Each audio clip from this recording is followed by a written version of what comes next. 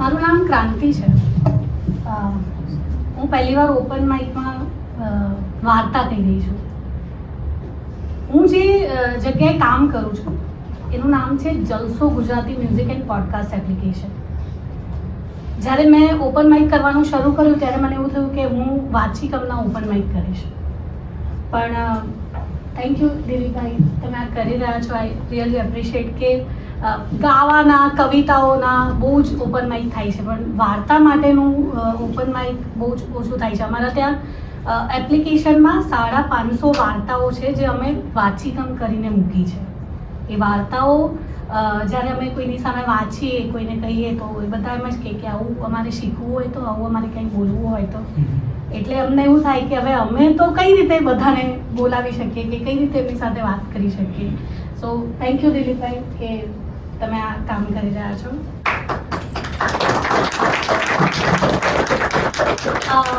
વાર્તાની પહેલાં એક વાર્તા.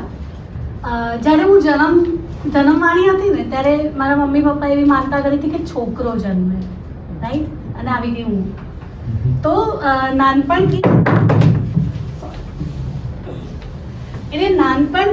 મને છોકરાની રીતે જ મોટી કરવામાં આવી કે મારા પહેલેથી જ આમ હોય ને કે બોયકટ વાળ રાખવા, છોકરીઓના કપડાં નહીં પહેરાવાના, આવી રીતે મને મોટી કરી.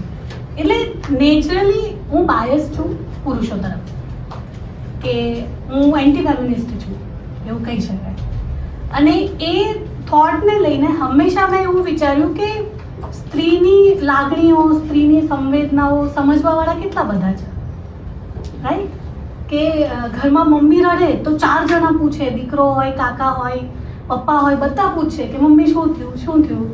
પણ પપ્પાનું મોઢું જરા વીલું પડી ગયું હોય તો આપણે પૂછવાની તસ્દી ના લઈએ કે શું થયું હશે.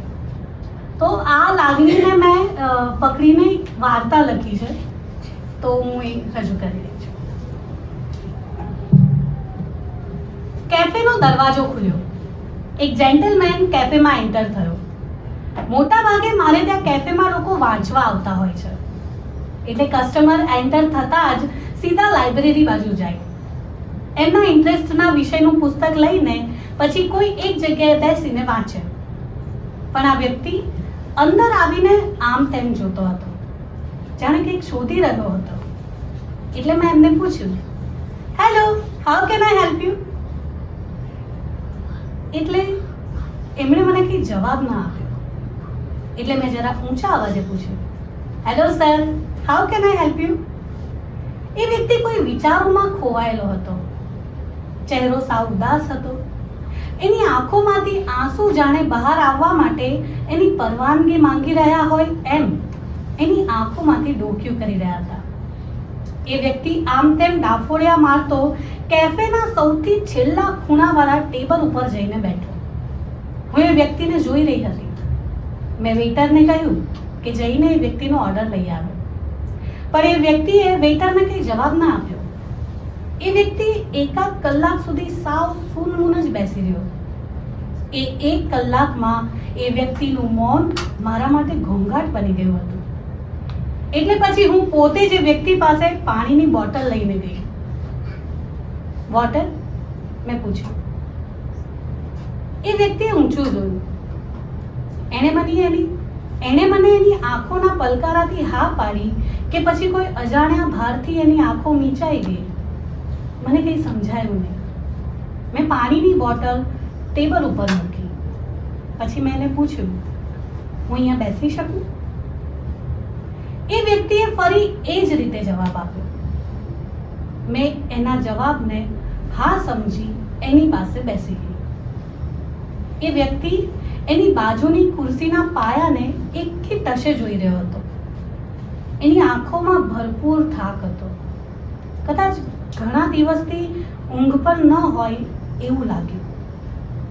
સિચ્યુએશન જરા ઓકવર્ડ હતી, પણ મારાથી રહેવાયું નહીં એટલે મેં એ વ્યક્તિને કહી જ દીધું, તમને રડવાનું મન થતું હોય તો રડી લો, હા, it's okay to cry sometime.